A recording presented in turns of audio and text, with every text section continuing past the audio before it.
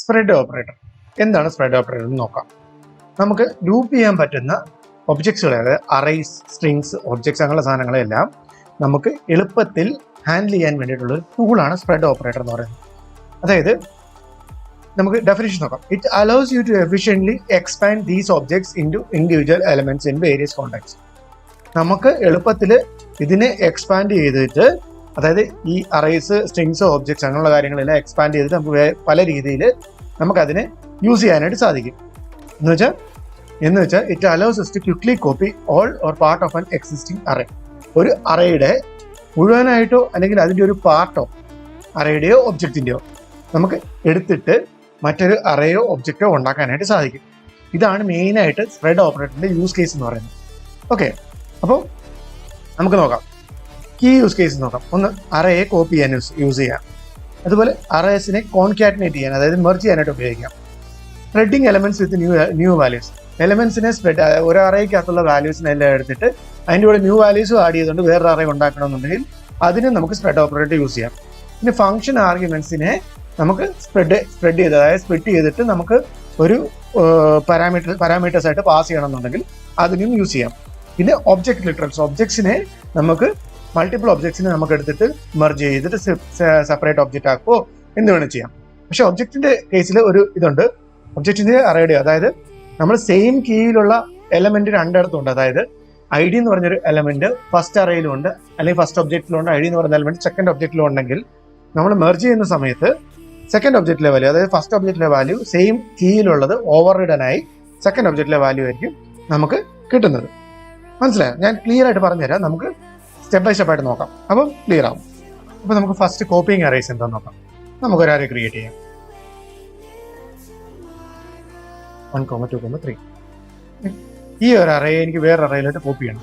അതായത് ബി എന്ന് പറയുന്നൊരു ഒരു അറേ ഞാൻ ക്രിയേറ്റ് ചെയ്ത് വേണം. ഇതിലേക്ക് എനിക്ക് എയിലെ വാല്യൂസ് ഫുൾ വേണം. അതിനായിട്ട് നമ്മൾ ചെയ്യേണ്ടത് 3 ഡോട്ട് ഇടുക എ. ഇങ്ങനെ ചെയ്ത് കഴിഞ്ഞാൽ എയുടെ വാല്യൂ ബിയിലേക്ക് കോപ്പി ചെയ്യും. എനിക്ക് ഡൗട്ട് ഉണ്ടെങ്കിൽ ഇത് ഞാൻ കൺസോൾ ലോഗ് ചെയ്ത് കാണിച്ചു തരാം. ഇതാണോ ബിയുടെ വാല്യൂ വന്നു. നമുക്ക് എയും കൂടെ കൺസോൾ ലോഗ് ചെയ്യണമെന്നുണ്ടെങ്കിൽ എ കൺസോൾ ലോഗ് ചെയ്തു. എയും 1, 2, 3 വന്നു, ബിയും 1, 2, 3 വന്നു. ഇതാണ് അറേ കോപ്പിയിങ് എന്ന് പറയുന്നത്.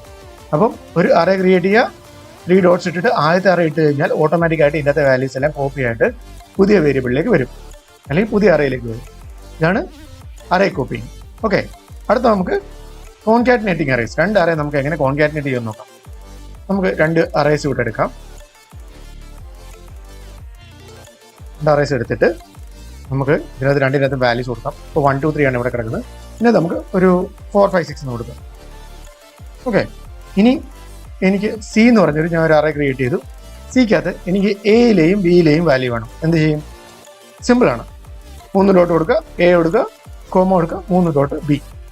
ഇങ്ങനെ കൊടുത്തു കഴിഞ്ഞാൽ ഞാൻ കൺസോൾ ലോഗ് ചെയ്യുവാണ് സി. എന്ത് സംഭവിക്കും? ആദ്യത്തെ അറയിലേയും വന്നു, രണ്ടാമത്തെ അറയിലേയും വന്നു, കംപ്ലീറ്റ് ആയിട്ട് മൂന്നാമത്തെ അറയിലേക്ക് വന്നു. ക്ലിയർ ആയോ?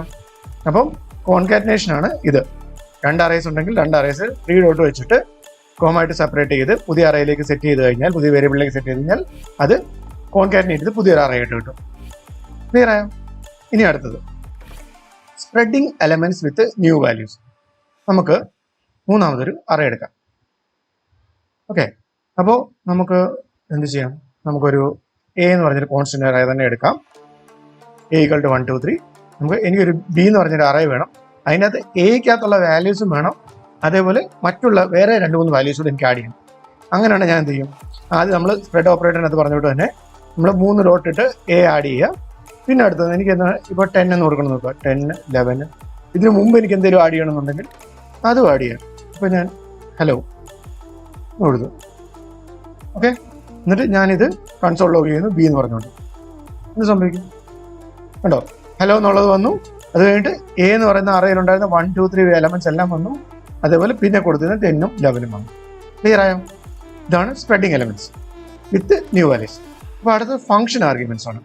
നമുക്ക് ഒരു അറേയുടെ ഫംഗ്ഷൻ ആർഗ്യുമെന്റ്സ് ആയിട്ട് അറേയെ പാസ് ചെയ്ത് കൊടുക്കാൻ പറ്റും. അതിന് നമുക്ക് എന്താ പറയുക, സ്പ്രെഡ് ഓപ്പറേറ്റർ യൂസ് ചെയ്യാം. നമുക്കൊരു അറേ ഉണ്ടാക്കാം.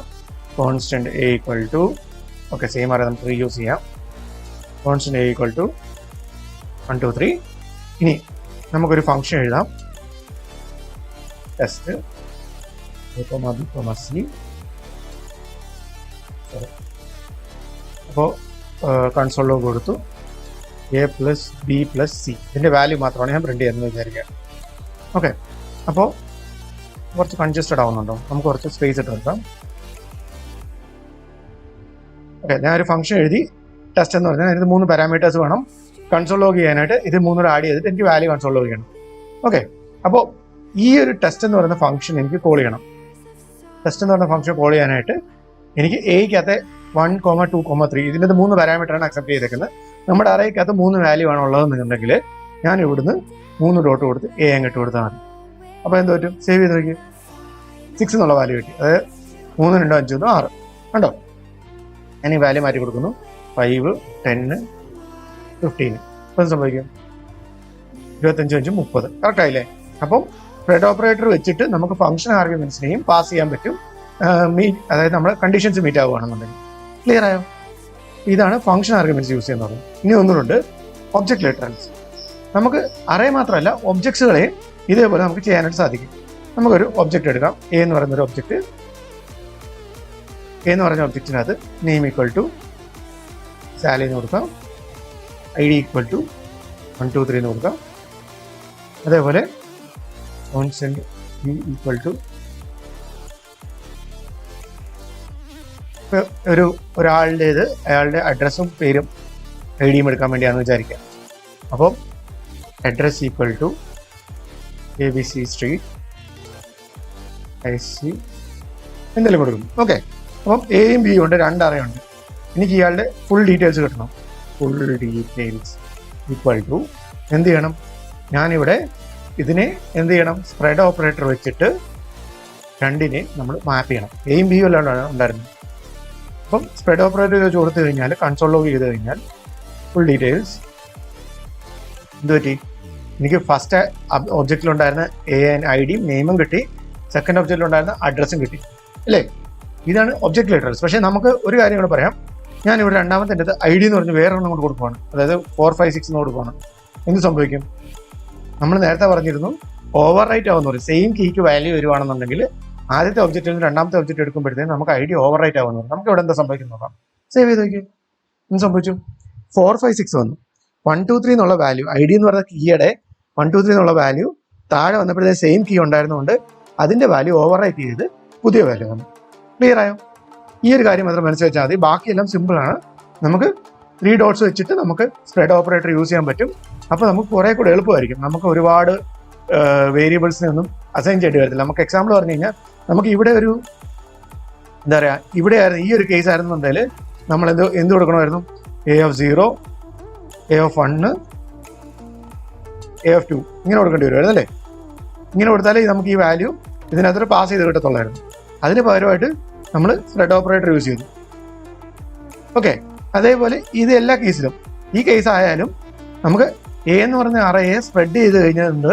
A0, A1, A2 ഒന്നും ആഡ് ചെയ്യാതെ തന്നെ ഡയറക്റ്റ് ഇതിന്റെ വാല്യൂ എടുക്കാൻ പറ്റും. ഇവിടെയാണെങ്കിലും A0, 1, 2 3 A0, A1, A2 എടുക്കണം. പിന്നെ B0, B1, B2 എടുത്താൽ മാത്രമേ നമുക്ക് ഇതിൻ്റെ ഒരു പുതിയ ഒരു അറേയായിട്ട് നമുക്ക് ജനറേറ്റ് ചെയ്യാൻ പറ്റുന്നുള്ളൂ. മനസ്സിലായോ? അതിനാണ് നമുക്ക് സ്പ്രെഡ് ഓപ്പറേറ്റർ എന്ന് പറയുന്ന സാധനം ഈ ഒരു ES6 തൊട്ട് ഇൻട്രൊഡ്യൂസ് ചെയ്തത്. ഇത് വളരെ ഈസി ആക്കും ഡെവലപ്പറിന്റെ ലൈഫ്. നമുക്ക് കുറെ കൂടെ കോൺസൈസ് ആയിട്ടുള്ള കുറെ കൂടെ റീഡബിലിറ്റി കൂടിയ കോഡുകൾ നമുക്ക് എഴുതാനായിട്ട് ഇതുകൊണ്ട് സാധിക്കും. ക്ലിയർ ആയോ? നമുക്ക് അടുത്തത് എന്ത് പഠിക്കാം? സ്പ്രെഡ് ഓപ്പറേറ്റർ കഴിഞ്ഞു. അടുത്ത് ഡിഫോൾട്ട് ആർഗ്യുമെന്റ്സ് പഠിക്കാം. ഓക്കെ, ഇത്തരം പറഞ്ഞ കാര്യങ്ങൾ നിങ്ങൾക്ക് ക്ലിയർ ആയെന്ന് ഞാൻ വിശ്വസിക്കുന്നു. നിങ്ങൾക്ക് വീഡിയോ ഇഷ്ടപ്പെട്ടെങ്കിൽ ലൈക്ക് ചെയ്യുക, ഷെയർ ചെയ്യുക, സബ്സ്ക്രൈബ് ചെയ്യുക. Thank you.